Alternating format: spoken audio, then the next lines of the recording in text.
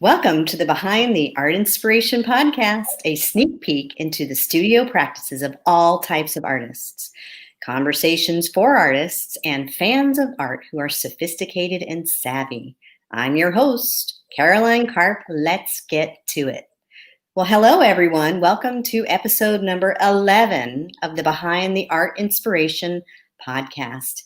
In this episode, I'll be virtually traveling from my Safety Harbor, Florida studio all the way to South Africa and into the studio of South African artist Gerda Smith. Gerda creates images on glass using liquid enamels and powdered glass, which are fired in a kiln. So she's going to be talking about that and a new process that she's working on. Well, how you doing, Gerda? I'm very well. Thank you, Caroline. So first thing I want to hear about is we were just talking a little bit ago, and you were telling me about that in 2018, you started on this journey. So tell me a little bit about this journey. I started the fused glass actually in 2010. Oh, okay. But then in a while, I decided I needed some more education about art because I don't have a formal art education at all. So I joined Nicholas Wilton's Creative Visionary Program in 2019 and 2020, and he teaches in acrylics mostly.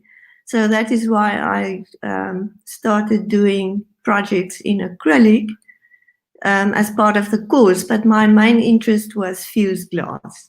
So can we rewind, and I would like to see your fused glass because that is so interesting to me. Tell me a bit about that. The fused glass is a process where I use window glass. In South Africa, it's very difficult to get the beautiful glass that you have in the United States. It's extremely expensive and not available. So I use window glass to start with, and then I make my picture. This is an example of it. Mm-hmm. I just want to get the glare out of. So I make my little picture with liquid enamel as a background, the blue and the white, and then I fire it, and then I add the black is with powdered glass. So this is a mixed process. It's not sgraffito totally, because there you work with powders all the way. I mix it. I use liquid enamels as a background, and the birds I made with that is powdered glass, and then it gets fired again. So my question is, let me see if I understand. So you have a window glass, like the glass that you would get out of a window. Now, Yes. Do you mean that you are painting with enamels right on the glass? Yes. The enamels come in powders, the different colors. I mix it with water, and then I put it on the glass, let it dry, and it goes into the kiln. And the cycle is about 16 hours.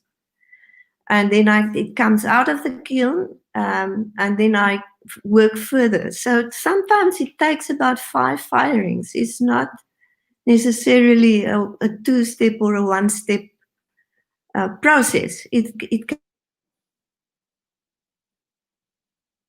Well, we're frozen just for a minute, but she'll be back.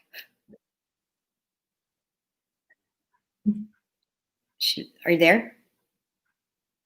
Yes. Okay.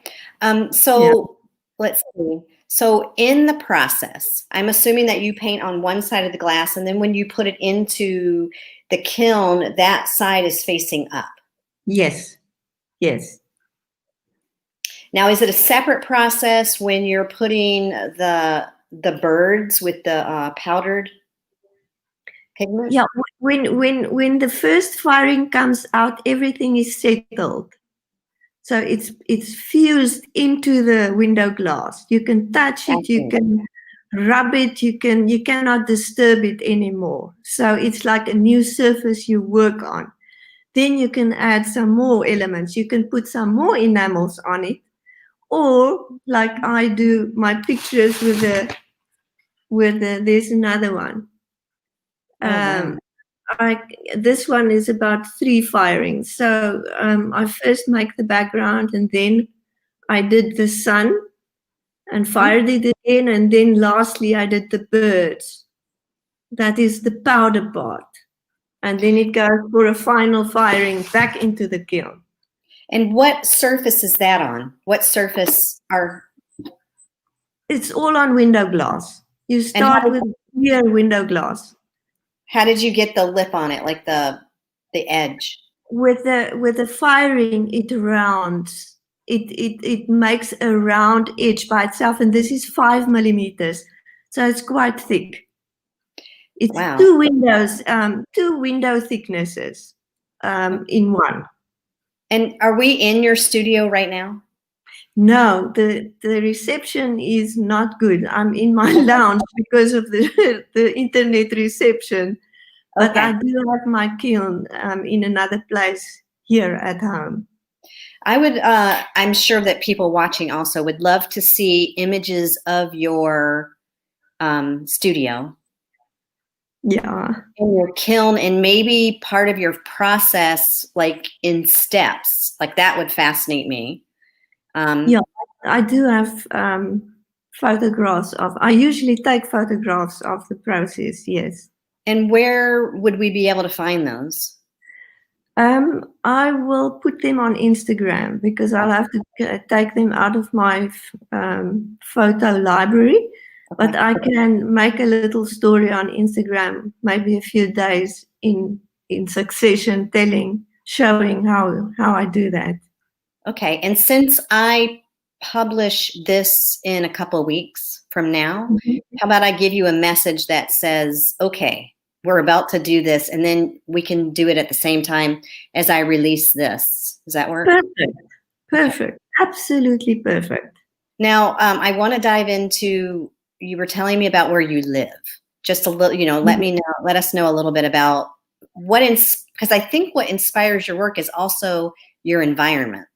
Yes, I've got a love for trees, and I'm surrounded by trees. I live in the garden route, and it has natural forests, and it's quite near the sea, and it's also near a semi-desert area with ostriches and all sorts of very interesting creatures. But yeah, it is quite beautiful here. It is the garden route. Its name says it all. Wow.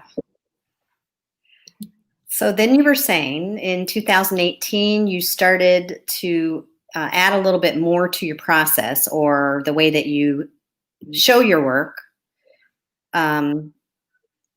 with watercolor? Yes, that is actually quite new.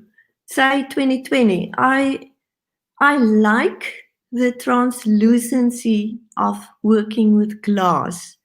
So acrylics are very dense. They do not give you that translucency, and that I found working with watercolors.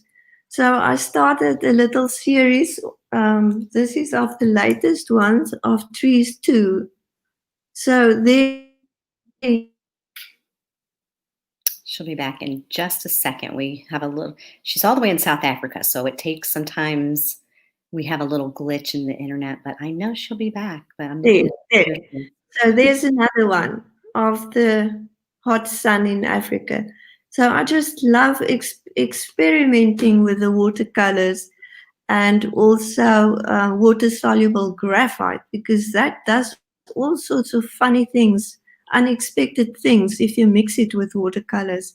So that is what I'm doing at the moment, yes. How did you get can you hold the one with the sun back up? This one? Yes. How did you get the golden that's in the sun?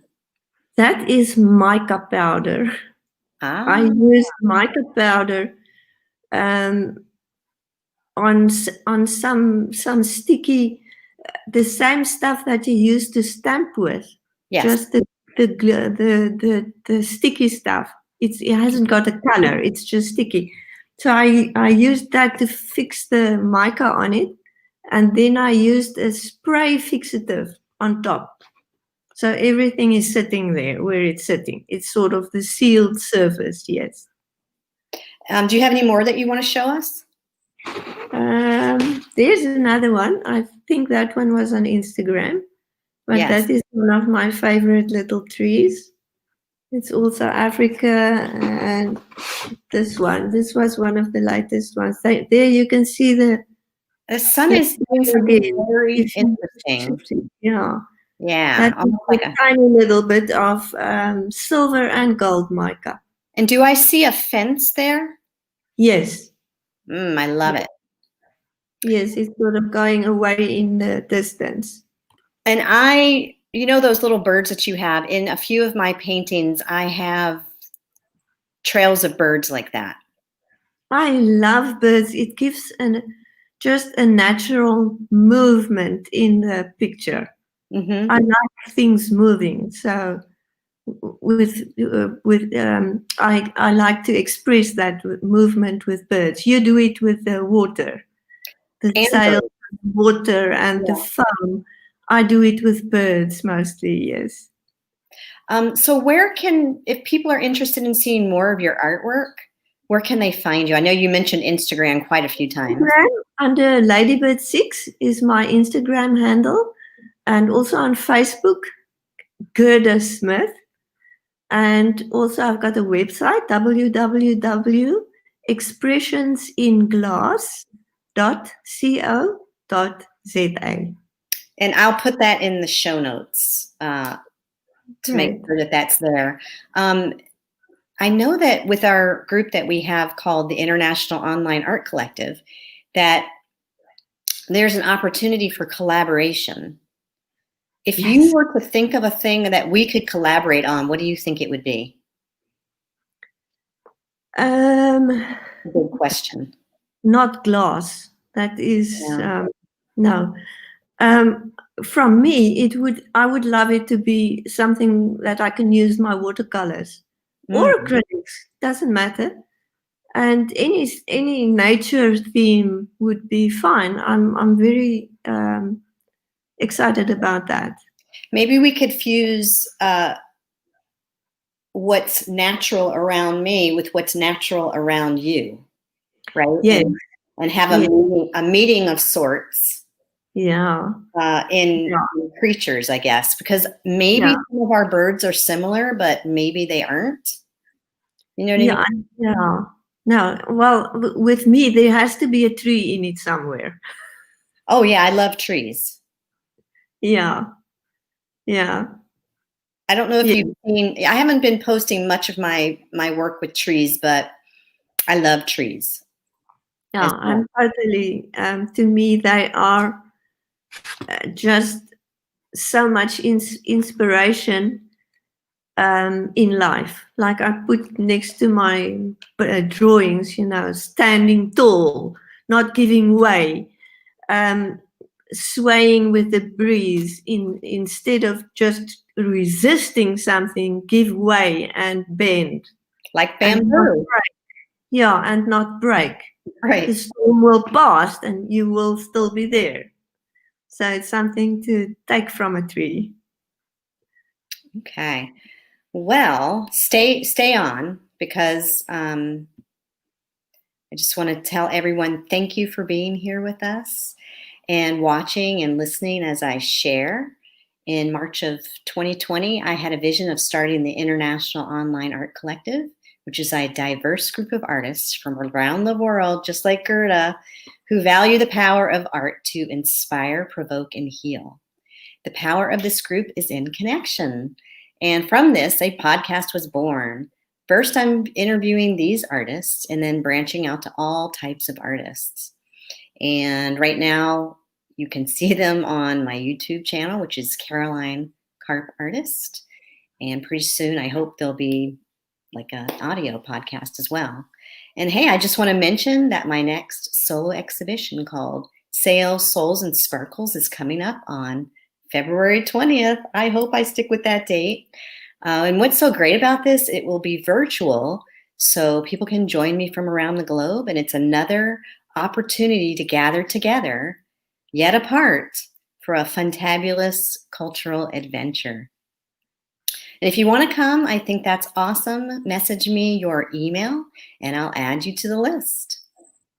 So I'll see you in a bit, Gerda, and goodbye to everyone. Thanks for tuning in.